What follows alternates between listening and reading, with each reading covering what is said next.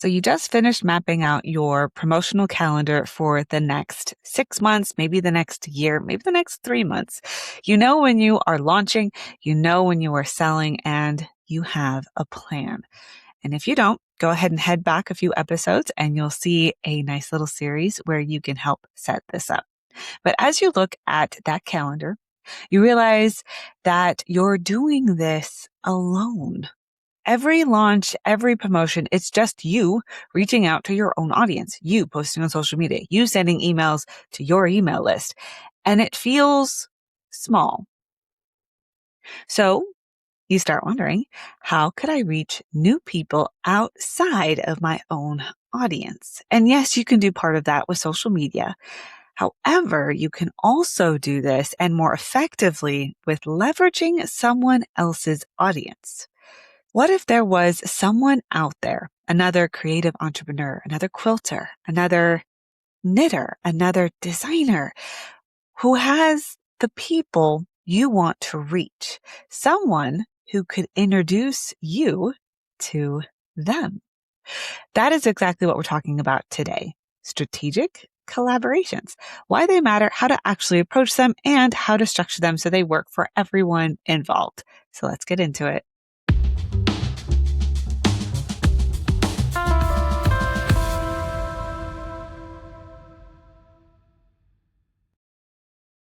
Welcome back to the Hey Tori podcast, the podcast where I answer your real digital marketing questions from quilters, crafters, and creative entrepreneurs just like you. I am Tori McElwain, digital marketing coach, quilter, and founder of the Digital Marketing Magic Coaching Program, or the DMMC. Every episode, I take a real question or struggle that you have, and I'll walk you through exactly how I would coach it. So today is about one of the most underused leverage tools in the creative crafting business, and that is collaboration. So not the complicated kind of collaboration, not where you have to split revenue and navigate a bunch of messy agreements or arguments. I'm talking about strategic partnerships where you cross promote to each other's audience so everyone can benefit. We're going to walk through why collaborations matter, how to identify the right partners for you, how to actually reach out to them, and how to set up the collaboration so it actually delivers results for everyone involved. So here's a version of this question I hear a lot from people building their digital marketing strategy. And this was not a specific question sent in. So if you have a specific question about collaborating, about anything that has to do with digital marketing, there is a link below where you can leave that question. Also, if you're enjoying this episode, please leave a review. As of recording this, we don't have any reviews yet, and I would absolutely love to hear what you think about these last, what are we on? We're on like 16 episodes. So let me know which one was your favorite. What are you getting out of this? And if you have any questions, leave them in the reviews even. I'll read everything. Okay. Anyway. Here's a question that usually comes up.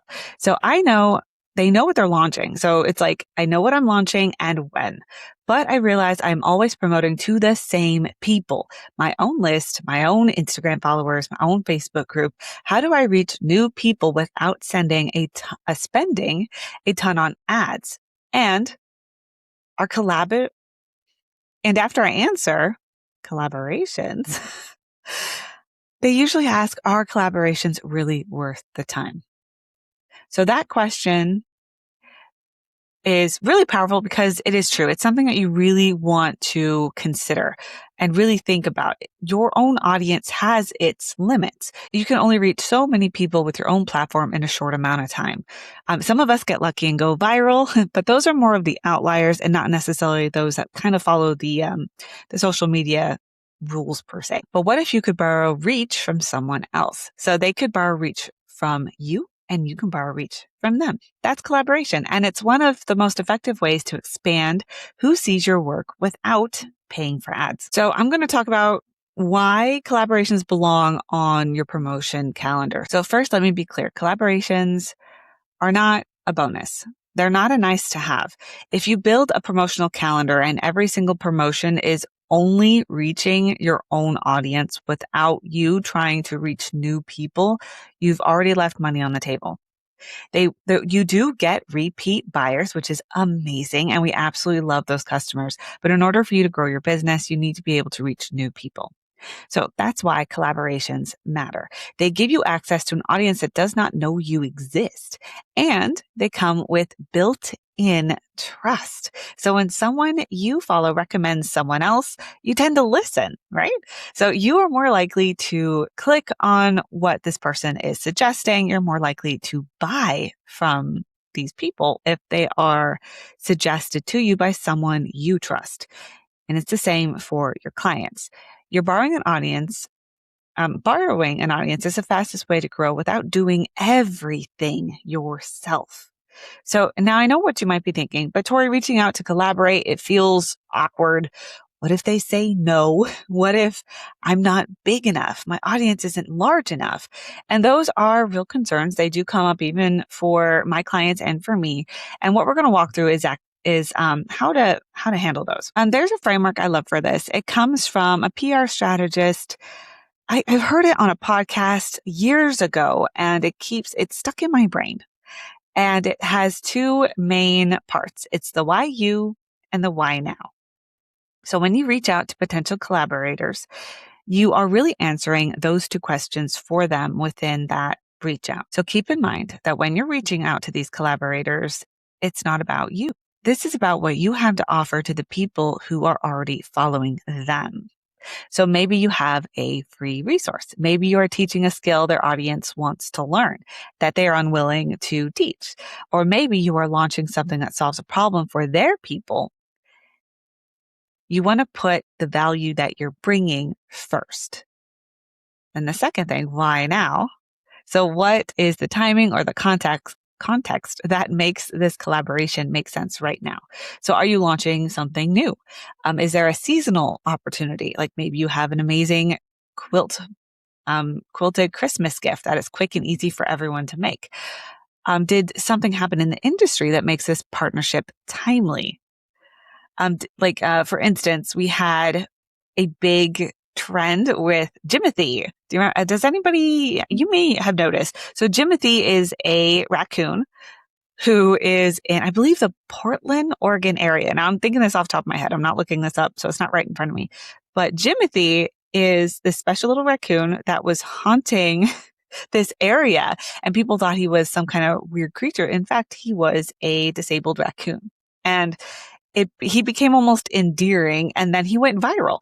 There are some now new foundation paper piecing quilt blocks that are now Jimothy themed. And it was hilarious. It was adorable. And I loved seeing everyone collaborating, even something as simple as sharing other people's blocks and creations about Jimothy or any trend really can help build your audience. It can help build their audience. It can be a fun little trade-off and a simple collaboration of just sharing what you think your people are really going to love. And then your audience feels value from what you're sharing. It's a great win-win for everybody. Okay, so that's a trend idea. Other things you can consider are maybe you recently read one of their blogs or watched one of their YouTube videos and you got inspired. And why now could be as simple as I have a new thing or I have a new resource that I think your audience would love. Or we are both launching in the springtime and I think we could amplify each other's offers.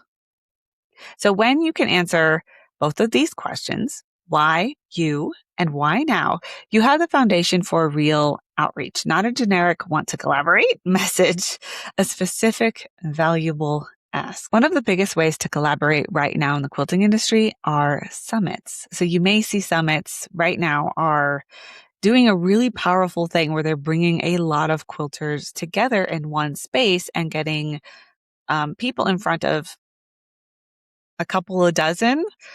Some of these summits are a little bit larger. Some of these summits are a little bit smaller.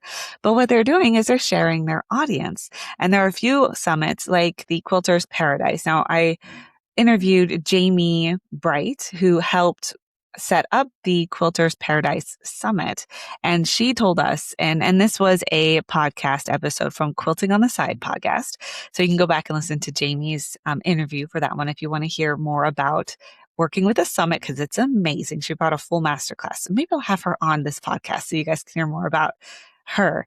But she told us a little bit on the inside of how this works. And her summit specifically used ads to help grow attendance. So you're not just, this summit wasn't just bringing their teachers' audiences together. They were also running ads to bring in cold audience members to help grow the amount of people that you got in front of as a summit teacher. So it's a great opportunity to get more eyeballs on what you're doing. And then with these summits, they typically give you an email list. Some give you all the emails. Some give you emails that are just from the freebie that you give the summit. So either way, your audience, your email list specifically is going to grow.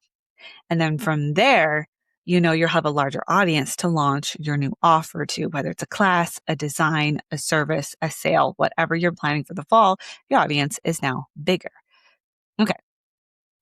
So the next thing you want to consider when it comes to collaborations is alignment. Alignment. So here's the thing that some people miss. You're not just looking for someone with a bigger audience. You're looking for someone whose audience is actually your ideal customer for the thing you want to launch next.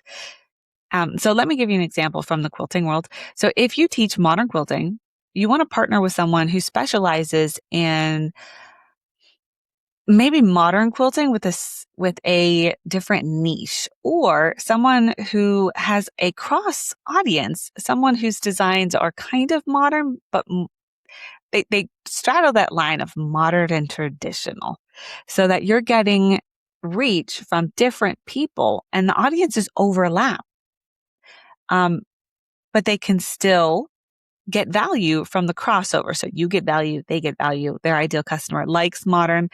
And you can show them your designs and see if they like your aesthetic. See how that goes? Another example would be applique. There are different types of applique. If you are someone who loves to hand applique and your audience is asking for people who are not people, but your audience might be asking questions that have to do more with machine applique, you can collaborate with someone who specializes in machine applique, and you both can do a collaboration about applique in general and teach both audiences hand and machine applique. Because many quilters who do applique, they do both. They may prefer one or the other, but they tend to do both. And you can have that overlap in audience and that trust and the collaboration and the audience build. Another collaboration idea outside of, well, maybe not outside of, but combining two different crafts in a way is garment sewing and quilting. So if you love garment sewing, and I hope that you're noticing that there is a trend of quilted and handmade clothing. It is going very big. Multiple reasons why that's happening, but it is trending right now to have quilted or handmade clothes. You can partner with those that are that specialize in different techniques. We just mentioned applique. So can you imagine quilted clothing with applique on it? And how someone can come in and teach your audience about applique onto the clothes that they're making. And then vice versa, where you can go in and show quilters how they can make a simple garment with applique on it. How cool would that be? So think a little outside the box, look around and see who is your ideal client, where are they showing up, and who can you collaborate with the best. So before you reach out, you're going to ask yourself, do they serve the same kind of customer I do? Yes or no? Would their audience actually want what I'm offering? Are they making similar level offers? You don't want a huge gap in business maturity. It may create some awkwardness. And do their values align with mine? So you're representing each other. So you want to make sure it's a good fit when it comes to values.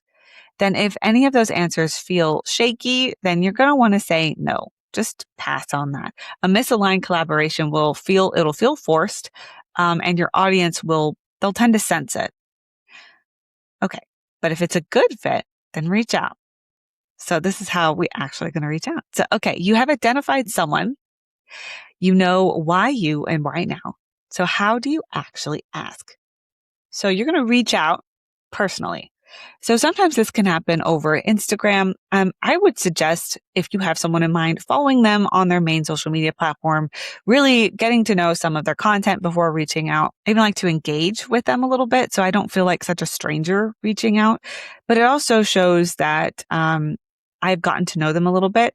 It also allows me to actually get to know them a little bit. So watch their content, make sure it's a good fit, and then actually reach out. So if you've identified someone, you know why you know why now. So we're first going to be very specific. We're going to be personal, and we're going to keep it brief. We don't need to dump a bunch of details in the very first email. So again, do a little research, read their recent posts, go and engage with their content. And now let me go to it, what you would actually say. So you can either do this through a DM if you are engaging on social media, or if you want to just do this cold, you know they're a good fit, maybe you've interacted with them a little bit already, and then jump on their email and just email them. And sometimes with people who we're not sure how they're going to respond, email is a little bit more personal, and it's usually a little bit of a better fit when it comes to reaching out. So in that email, you're going to say something like, I loved your recent post, your video, your blog post, whatever that you saw that really sparked that. I think we're going to be a good fit. And then you say, I have put in your specific value that I think your audience would really be interested in. And I was thinking we could, and then give your idea for a specific collaboration in a specific time frame. So, maybe we could do a block or like a co-teaching thing. Maybe we could host a summit together next fall. What do you think? And kind of keep it open, because that allows them to respond in a natural way. They can just be like, yes, I think this would be amazing. Or actually, I'm really like booked up right now. I don't really have any space on my calendar to fit this amazing idea, but maybe they'll say, let's pin it for later. I think that's corporate speak, to pin something. But give them an open to say yes or no. And it's okay if they say no, right? But we never know unless we ask. So you'll see that in this message, you're showing up as someone who is familiar with what they're doing, and you're clear about what you're going to be offering for them or for their audience. And you have a specific idea within a specific time frame. So you gave them an easy way to say yes if they're interested, or no, thank you. Okay, so once they say yes, we're not just going to wing it. We want to have an outline of things that we are expecting from both parties to make sure the collaboration is agreeable for both sides. So looking at what exactly each person is doing, who is promoting, how many times are they promoting, on which platforms are they promoting? Next, when is it happening? We want specific dates, specific times, and even time zones if you're doing this in different time zones. And then how do you track results? So are we doing a promo code? Are we putting a special link? Are we doing a special landing page? And who is going to be hosting that landing page? And then lastly, what does success look like? How are you measuring reach? Are we looking at clicks? Are we looking at sales? We want to be really real. We want to be realistic. So not every collaboration is going to drive revenue. Sometimes we're just audience swapping and trying to share our audiences to grow our email list or to grow our follower count or subscribers. It's kind of up to you guys what success looks like for this collaboration. But you want to put it in writing. You can do like a shared Google Doc. You can even do an email thread if this is a friend that you feel like you can trust, but put it in writing. And make sure that you both have the same expectations. And then both of you need to show up. Everyone who is collaborating needs to be fully in. You're not just posting something and then just leaving it. You're engaging with the comments. You are sticking to the schedule you guys agreed on. You're answering any messages that come in. You're actively promoting this collaboration. If one person is doing the heavy lifting and the other isn't, you're definitely going to feel it and your audience will feel it. So if you agree to be in a summit, just know that they are going to be asking you to promote this summit, and you're going to be following through with that obligation. Otherwise, these collaborations don't work. If you don't show up fully, they don't work. And that's why I said it's okay if they say no, because sometimes it's just they have a full calendar. We have our promo calendar written, and they have their promo calendar hopefully written, so they know what kind of bandwidth they have. And if you're trying to squeeze in a promotion where there's just no room for it, it's something that you don't need to agree to be doing. So make sure you've got the space for these. So the real win when it comes to collaborating is that you're not solo running this promotion. You have a way to reach new people. Many of my clients have participated in the summits that are happening right now, and many of them have their audiences growing. Some it's a couple of hundred, some are even getting to thousands of new email subscribers. Now, keep in mind, you're not going to keep all those email subscribers. A lot of people will unsubscribe, and that's okay. The people who stay are the people who are really interested in what you're offering. But it's growing and they're showing up. They're doing the hard work for a couple of sessions. They're showing up live, maybe on their day if the summit is live, or just live to answer questions if their summit is pre-recorded. But it's a small amount of effort with a big return on investment. So keep in mind, collaborations, you are building a network and you don't have to be a solo promoter anymore. So here's your Hey Tori takeaway for this episode. I want you to take maybe 30 minutes max to go ahead and look at this.